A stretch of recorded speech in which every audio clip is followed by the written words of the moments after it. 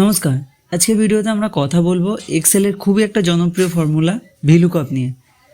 আমরা অনেকেই VLOOKUP formula ব্যবহার করি, কিন্তু ছোট ছোট ভুলের কারণে ঠিক রেজাল্ট পায় না। আজ আমি তোমাদের দেখাবো ভিলুকআপ ব্যবহার করার সময় সবচেয়ে কমন ভুলগুলো কী কী, আর সেগুলো কিভাবে খুব সহজে ঠিক করা যায়। তো চলো শুরু করা যাক। আমরা চলে এলাম আমাদের এক্সেল শিটে। এখানে আমার কাছে একটা এমপ্লয়ি ডেটা টেবিল আছে, আর তার পাশেই আমি এখানে এমপ্লয়ি আইডি, নেম এবং ডিপার্টমেন্ট, স্যালারি এইগুলো আমি ভিলুকআপ লাগিয়ে খুঁজে বের করব। তো এখানে এমপ্লয়ি আইডির আগে আমি লিখে নিয়েছি এমপ্লয়ি আইডিটা। এবার এই এমপ্লয়ি আইডিটা ব্যবহার করে আমি এই নামটা খুঁজে দেখব। তো তার জন্য আমি ভিলুকআপ ফর্মুলা ব্যবহার করব। তো আমি এখানে ফর্মুলাটা লিখে নেব, ইকুয়াল টু ভিলুকআপ, তারপর ব্র্যাকেট শুরু করব এবং আমি লুকআপ ভ্যালু হিসাবে আমি নেব এমপ্লয়ি আইডিটাকে। তারপর আমি দেব কমা, তারপর আমি টেবিল অ্যারে সিলেক্ট করব, যেহেতু আমার টেবিল এখানে ডেটাটা আছে, আমি টেবিল অ্যারেটা সিলেক্ট করলাম। এবারে আমি দিয়ে দেব কমা। এবারে আমার এখানে আছে কলম ইন্ডেক্স নাম্বার, তো কলম ইন্ডেক্স নাম্বার আমি দিয়ে দেবো এখানে 3। তারপর আমি কমা দেব এবং এক্স্যাক্ট ম্যাচের জন্য আমি দিয়ে দেবো ফলস। এবার আমি ব্র্যাকেট ক্লোজ করব এবং এন্টার করব। দেখো আমি নর্মালভাবে একদম ফর্মুলা ব্যবহার করলাম, কিন্তু স্ক্রিনে এনে চলে এলো। তো কোন ভুলের কারণে আমাদের এনেটা এলো? তো আমাদের প্রথম যেটা ভুল হয়েছে সেটা হচ্ছে ডেটা টেবিল রেঞ্জটাকে আমরা ভুলভাল সিলেক্ট করেছি। আমি যখন টেবিল রেঞ্জ সিলেক্ট করছিলাম তখন পুরো টেবিলটাই সিলেক্ট করে নিয়েছি, যেমনটা এখানে দেখা যাচ্ছে। আমি পুরো টেবিলটাই এখানে রেঞ্জটা আমি সিলেক্ট করে নিয়েছি, কিন্তু আমার টেবিলের প্রথম কলম যদি দেখি এখানে সিরিয়াল নাম্বার আছে, আর আমি এখানে বেস বানাতে চাই আমার এমপ্লয়ি আইডিটাকে, আর আমার এমপ্লয়ি আইডিটা আছে দ্বিতীয় কলমে।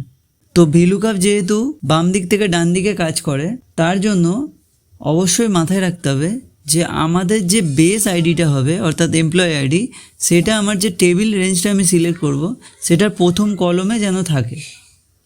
তো চলুন আমি ফর্মুলাটা আবার লাগিয়ে দেখিয়ে দিচ্ছি যে কিভাবে লাগাতে হবে।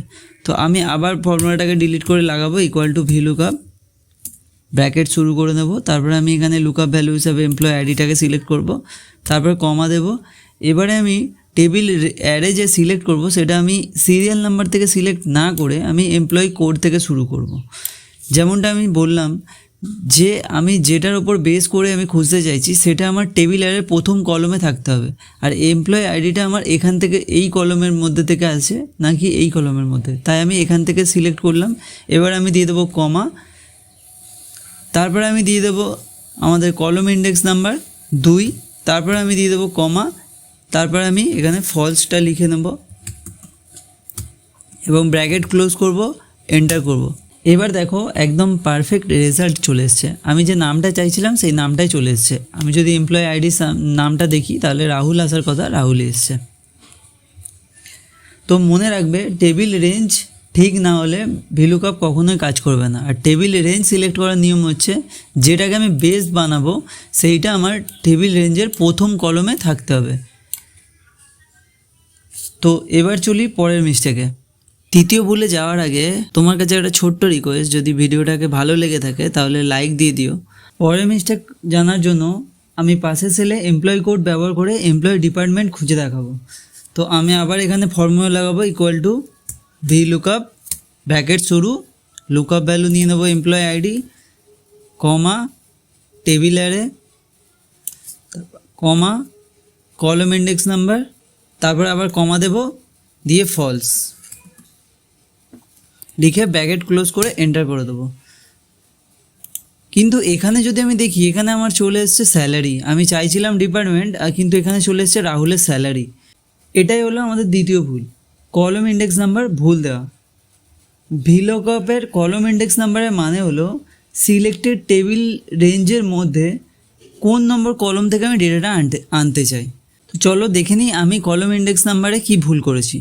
তো আমি যদি এই ফর্মুলাটার মধ্যে ক্লিক করি তাহলে আমি দেখতে পাবো যে এখানে কলম ইন্ডেক্স নাম্বারে আমি দিয়েছি 4। তো আমি 4 কী হিসাবে দিয়েছি, যদি আমি দেখি আমার ডেটাটা সিরিয়াল নাম্বার, আমার যে ডেটা টেবিলটা আছে তার মধ্যে যে serial number 1, employee code 2, name 3 এবং ডিপার্টমেন্ট 4, তো সেই হিসাবে আমি এখানে 4 দিয়েছি। তো 4 দিয়েছি, কিন্তু আমার রেজাল্ট এসছে স্যালারি। অ্যাকচুয়ালি স্যালারিটা আছে 5 নম্বর কলমে, কিন্তু তাহলে স্যালারিটা এলো কীভাবে? তো যদি তুমি দেখো আমি যে ডেটাটা সিলেক্ট করেছি, যে রেঞ্জটা সিলেক্ট করেছি, সেই রেঞ্জের মধ্যে 4 নম্বর যে কলমটা আছে সেটা হচ্ছে স্যালারি। আমি যে রেঞ্জটা সিলেক্ট করেছি তার মধ্যে প্রথম কলম হচ্ছে এমপ্লয় কোড, দ্বিতীয় কলম হচ্ছে নেম, তৃতীয় কলম ডিপার্টমেন্ট এবং চতুর্থ কলম হচ্ছে স্যালারি। তো সেই জন্যই আমার এখানে স্যালারি রেজাল্ট আসছে নাকি ডিপার্টমেন্ট। তো ডিপার্টমেন্ট পাওয়ার জন্য আমাকে যেটা করতে হবে সেটা হচ্ছে আমি যে ডেটা রেঞ্জটা সিলেক্ট করেছি তার মধ্যে আমার ডিপার্টমেন্ট আছে 3 নম্বর কলমে, 1 2 3। তো আমি এই কলম ইন্ডেক্স নাম্বারটাকে 4-এর বদলে 3 করে দিয়ে এন্টার করব। তাহলে দেখতে পাবো আমার কাছে ডিপার্টমেন্টটা চলে এসছে। তো এটা তো হয়ে গেল আমাদের দ্বিতীয় ভুল। এবার আমি চলে যাব তৃতীয় ভুলে। পরের ভুলটা দেখানোর জন্য আমি এখানে যে স্যালারি আছে, আমি স্যালারি একটা ক্যালকুলেট করে দেখাবো। তো আমি এখানে একটা ফর্মুলা লাগাবো =VLOOKUP। আমি এমপ্লয়ি আইডির বেসিসে আমি স্যালারিটা আনতে চাই। লুকআপ ভ্যালু নিয়ে নিলাম, এবার কমা দিলাম। তারপর আমি টেবিল অ্যারেটা সিলেক্ট করে নেব। টেবিল অ্যারে সিলেক্ট করে নেওয়ার পরে কমা দেব। তারপরে আমি এখানে 1 2 3 4, যেহেতু স্যালারিটা আমার যে সিলেক্টেড রেঞ্জ আছে তার মধ্যে 4টে কলমে আছে, তাই আমি 4 প্রেস করলাম। তারপরে কমা দিলাম, ফলস লিখলাম এবং ব্র্যাকেট ক্লোজ করে এন্টার করে দিলাম। তো আমি দেখতে পাচ্ছি এখানে আমার যে এমপ্লয়ি 101 যে কোডটা আছে তার যে স্যালারিটা এখানে চলে এসছে। তো আমি এবারে যদি আমি এই অনন্যার কোডটা চাই তাহলে আমি কি করব, এখানে যে E102 আছে এটাকে আমি এখানে লিখে দেবো। তো 101-এর যে 102-এর যেখানে কোড আছে তার এখানে যে এমপ্লয়ি স্যালারি আছে এখানে আছে 38,000, কিন্তু এখানে তো 30,000 এসছে। তো 30,000 আসার কী কারণে এসছে সেটা আমাদের জানতে হবে। তো তার যেটা প্রধান কারণ হচ্ছে একটা, যদি এখানে লক্ষ্য করেন ঠিকভাবে, এখানে 102 যে আছে এখানে এমপ্লয়ি কোডটা দুবার আছে। তো দুবার থাকার কারণে আমার যে টেবিল রেঞ্জটা আমি যখন সিলেক্ট করেছি তার প্রথম ওপরের যে রোটা পেয়েছে তার রেজাল্ট আমাকে এখানে দিয়ে দিচ্ছে। যেমন যদি এখানে নেমের জায়গাতেও প্রিয়া দিয়েছে এবং এখানে ডিপার্টমেন্টেও HR দিয়েছে। আমার আসার কথা ছিল অনন্যা এবং এখানে আসা ছিল অ্যাকাউন্টস, এবং সিমিলারলি স্যালারিতে আসার কথা ছিল 38,000, কিন্তু তা না এসে এখানে ওপরের যে রেজাল্টটা আছে অর্থাৎ এই রেজাল্টটা আমার এখানে শো করছে। তাই মনে রাখতে হবে যখন আমরা VLOOKUP-এর ফর্মুলা লাগাচ্ছি তখন যে লুকআপ ভ্যালুর ওপর বেস করে আমরা VLOOKUP-টা লাগাবো সেই লুকআপ ভ্যালুটা যেন এখানে ডুপ্লিকেট না থাকে। যদি ডুপ্লিকেট থাকে সেক্ষেত্রে রেজাল্ট ভুল আসতে পারে। VLOOKUP লাগানোর সময় আমরা যে চতুর্থ এবং শেষ ভুলটা করে থাকি সেটা দেখানোর জন্য আমি আগে এগুলোকে ডিলিট করে দেবো। এই ফর্মুলাগুলোকে আমি এটাকেও ডিলিট করে দিচ্ছি। তো এবারে এখানে আমি এই প্রথম এমপ্লয়ি নেমটা নিয়ে চলে আসছি। এবার আমি এখানে নামটা এনে দেখাবো। তো তার জন্য আমি ফর্মুলা লাগাবো =VLOOKUP। তারপর আমি লুকআপ ভ্যালুটা সিলেক্ট করে নেব এবং আগের মতোই আমি টেবিল রেঞ্জটা সিলেক্ট করে তারপরে আমি কমা দিয়ে কলম ইন্ডেক্স নাম্বার এখানে 2 দিয়ে তারপর এখানে ফলস দিয়ে আমি ব্র্যাকেট ক্লোজ করে দেবো। তো আগের মতোই আমি ফর্মুলাটা লাগিয়ে নিলাম। এবারে নিচে যে আরও কিছু আমি এমপ্লয়ি আইডি দেবো তার হিসাবে যেন চেঞ্জেসটা হয়। তো আমি এখানে আরও কিছু এমপ্লয়ি আইডি আমি অ্যাড করে দিচ্ছি। এবার এই ফর্মুলাটাও আমি একইভাবে এখানে কপি পেস্ট করে দিচ্ছি। আমি দেখতে পাচ্ছি খুব ভালোভাবে রেজাল্টটা আমার চলে এসছে। তো এবারে আমি যদি এই যে E101টা আছে যদি আমি এটাকে আমি নিচের সেলে লিখি তাহলে কি রেজাল্টটা আসবে? না, আসছে না। কেন আসছে না? সেটার প্রধান কারণ হচ্ছে আমাদের যে টেবিলটা আমরা সিলেক্ট করেছিলাম সেটা সরে গেছে। তো সেটা কিভাবে আমরা দেখব? আমি যদি ফর্মুলাটাতে ক্লিক করি তাহলে আমি দেখতে পাবো আমার রেঞ্জটা ঠিকঠাক সিলেক্টেড আছে, আমি যতটার মধ্যে ডেটা আছে ততটার মধ্যেই আমার সিলেক্টেড আছে। এবারে যদি আমি নিচেরটা দেখি আমি দেখব যে আমার একটা রো নিচে নেমে গেছে। যেহেতু আমি এই একটা রো নিচে পেস্ট করেছি সেহেতু আমার একটা রো নিচে নেমে গেছে। একইভাবে আমি যদি দেখি শেষেরটা আরও একটা রো নিচে নেমে গেছে, অর্থাৎ এই যে E101-এর যে ডেটাটা ছিল সেটা এই রেঞ্জের মধ্যেই নেই। তাহলে এই ডেটাটা আমার এখানে আসবে কি করে? তো সেটা আমরা কিভাবে ফিক্স করব? তো সেটার জন্য আমি আরও একবার ফর্মুলাটাকে ডিলিট করে দিচ্ছি। তো এবারে আমি এখানে আবার ফর্মুলাটা লাগাবো =VLOOKUP। লুকআপ ভ্যালুর জন্য আমি এটা নেব, কমা দেব।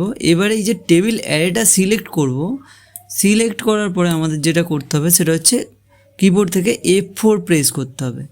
F4 প্রেস করলেই আমাদের এই যে কলম আর রো নাম্বারটা আছে তার আগে আমাদের $সাইন লেগে যাবে। তাহলে আমরা বুঝবো যে আমাদের টেবিলটা ফ্রিজ হয়ে গেছে, মানে আমি ফর্মুলাটা যেখানেই কপি পেস্ট করি না কেন আমার যে টেবিল রেঞ্জটা সিলেক্ট হয়েছে সেটা কখনোই আর মুভ হবে না।